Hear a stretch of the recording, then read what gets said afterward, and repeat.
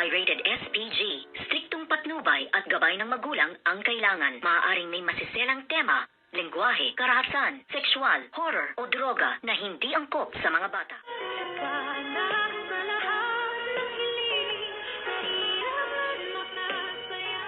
Good morning and welcome sa aking munting channel. Isang buhay na naman ang naisalba nga nitong si Dr. Annalyn Santos dito nga sa loob ng piitan na kung saan nga itong si Mildred ay hinostage pa siya para sana makatakas. Ngunit sinamang palad nga siya at nagkaroon nga ng trouble kung ito ay naaksidente na halos nga mag 50-50 ang kanyang buhay, pero talagang sadyang mahusay itong si Dr. Annalyn Santos.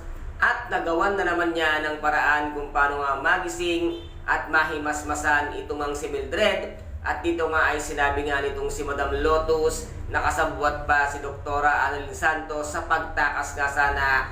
Ngunit sinabi nga niya na hindi siya kasama or kasabwat, at pinatunayan nga ito ni Madam Lotus at ni Mildred. Pinatunayan nga ito ni Mildred na hindi kasabwat si Dr. Annalyn Santos. Siya ang mismong nag-hostage sa kanya para sana makatakas. At sabi niya nga dito, kailangan ni Dr. Annalyn Santos ng kanilang mga medical kit para nga maisalba ang buhay nitong si Mildred. Kaya pinayagan naman ito ni Madam Lotus na kuhanin ang kanilang mga medical kit. At dito nga ay nagtagumpay na namang muli itong si Dr. Annalyn Santos para muling maisalba ang buhay nga ni Mildred. Pero kinakailangan nga itong madala agad-agad sa hospital dahil medyo critical pa ang kanyang kondisyon. Ano kaya ang gagawin dito ni Madam Lotus? Sa sinabi ni Dr. Annalyn Santos, tuwang-tuwa ang lahat dahil sadyang napakahusay at napakagaling ng ating bidang-bidang si Dr. Annalyn Santos na meron na naman siyang isang buhay na naisalba.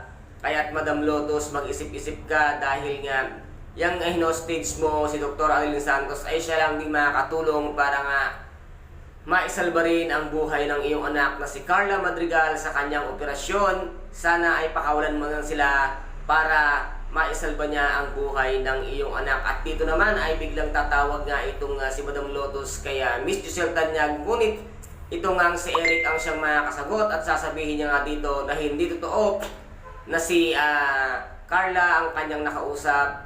At dito nga ilalaglag nito nga si Eric si Miss Giselle Santos para magsabi ng katotohanan. Isa rin itong palihim na kaaway nga itong si Eric. And guys, ito po ang ating pakaabangan muli mamaya dito nga sa abot kamay na pangarap na kung saan ay napaka-intense at kapanapanabik ang bawat eksena. At kung nagustuhan po ninyo ang aking videos for today, paki-subscribe na lamang po ng aking channel, paki-like and share para maging update kayo sa lahat ng gagawin kong videos. Maraming salamat po. Ingat, God bless, and bye-bye!